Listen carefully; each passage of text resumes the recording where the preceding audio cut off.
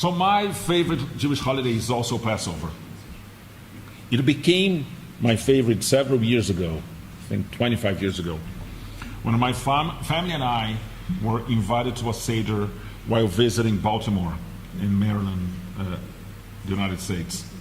The people who invited us, a Brazilian family living in Baltimore, had a tradition in which each year one family member would be responsible for the ritual aspect of the Seder. This role included consulting several Aggadot and selecting what would be read and what would be sung that year. I was amazed. In my family, the main function of the Seder was to bring everyone together. We had all the appropriate food. We had matzah, we had charoset, we had the knedelach, we had the Seder plates and everything else, but we did not open the Haggadah. Maybe 1 or 2 years when I was in school, they allowed me to say the Manishtana, but that was it. I remember I had an LP, a recording of the songs of the Seder. In some years, they allowed me to put in like the LP playing like very low so that it wouldn't disturb the conversations, but we didn't sing the songs and we didn't say the prayers. However, that year in Baltimore, something magical happened. The text became starting point for conversations about freedom in a world, freedom in a contemporary context, about these days slavery, about the many communities still suffering from oppression.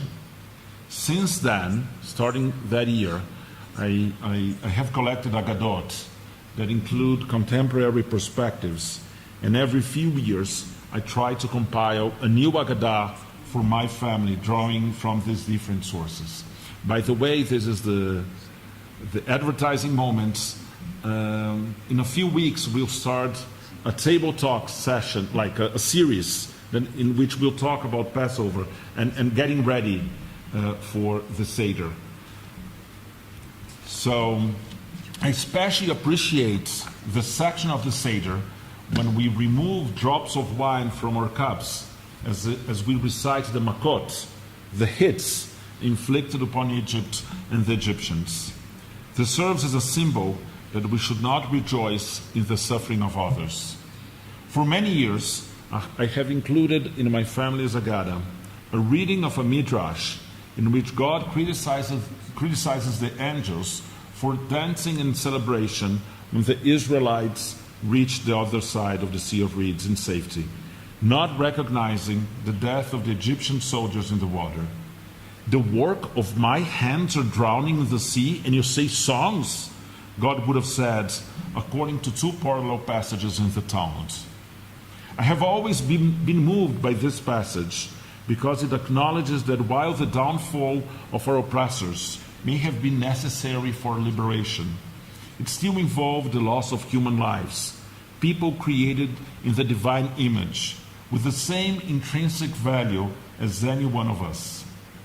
As Professor Daniel Statman from the University of Haifa and the Shalom Hartman Institute put it, we rejoice in redemption as our ancestors.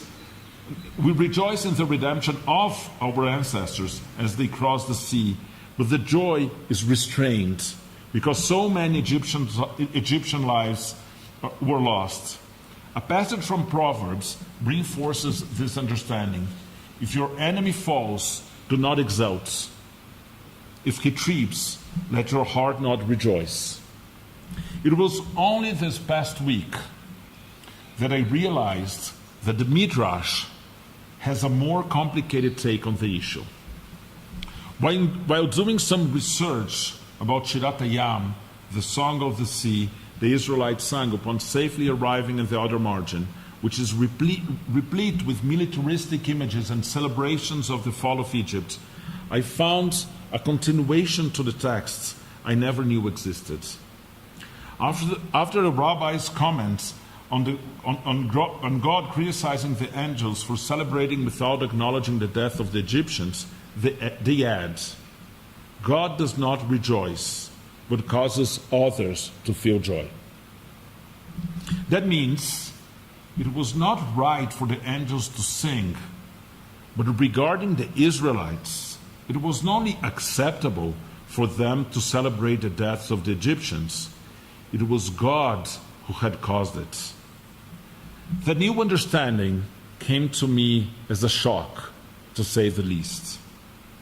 As I continued my research, I found several contemporary commentators who felt good with a perspective that made me uncomfortable.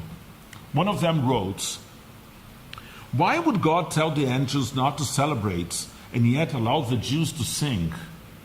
And God's people were dying because He Himself killed them. What God is saying to the angels is that this is not a happy day for Him. He did not create the Egyptians for them to do evil, but they chose evil, and now evil had to be eliminated. But the Jewish people had suffered at the hand of the Egyptians. They not only had the right to celebrate, they must celebrate." Some of these commentators even propose a different reading of the Talmudic Midrash. To them, when God chastised the angels, mentioning the work of my hands, meaning you were singing as the work of my hands are drowning. So the question is, who is the work of my hands? And for these authors, the work of my hands was a reference to the Israelites, not to the Egyptians. And they quote another verse from Proverbs that says, "When the wicked perish, there are shouts of joy." This might have seemed a purely theoretical debate some time ago, but given the conflicts in which we have been recently involved, in Israel and in other parts of the world, they became quite concrete for a lot of people. How were we supposed to react when we hear the news that leaders of Hamas, Al-Qaeda, or ISIS were killed? Is joy appropriate? Or should we adopt a more sober reaction? What about situations in which those killed were not armed combatants, but civilians on the other side? Returning to Professor Statman, these conflicting readings reflect two opposing attitudes found in times of national or religious conflicts. Both start with the premise that the most important goal, one to which all energy must be channeled, is the defeat of the enemy. In the case of the Israelites versus the Egyptians, surely God's main concern is to make sure that the Israelites are neither killed by their pursuers or by the sea, nor forced to return to Egypt. But beyond this premise, a gap opens between the two positions. According to the former, there's also genuine concern for the human beings on the enemy side. At the very least, regret for their deaths or suffering. At the most, an active effort to reduce harm and mortality. According to the latter position, the humanity of those who threaten is depersonalized, which has the effect of blocking genuine empathy with the suffering of people on the other side. A fortiori, the adoption of strategies aiming at the actual reduction of enemy casualties. An article in the British Jewish Chronicle attempted to reconcile these two perspectives.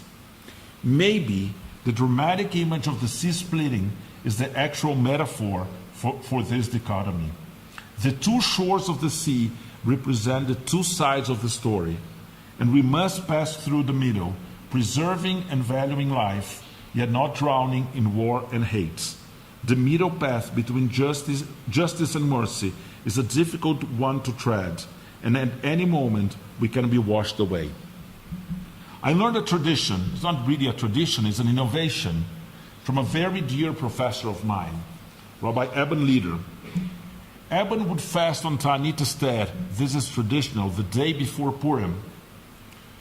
Ta'anit Bchorot, the fast that precedes Pesach, and which is traditional for firstborns, which was not Eben's case. And on Yom HaZikaron, this is a complete innovation, the day before Yom HaTzmaut, in remembrance of those fallen for the establishment of the State of Israel. His reasoning was that these three holidays, Pesach, Purim, and Yom HaTzmaut, mark situations in which our freedom was conquered through the expense of too many lives, both on our sides and on our opponents. He thought that while it is appropriate to celebrate our victories, we must also acknowledge the price they exacted. May we find the road that let us recognize our own pain and celebrate our victories in current conflicts, while not dehumanizing those whose circumstances of life simply place them on the other side of these conflicts.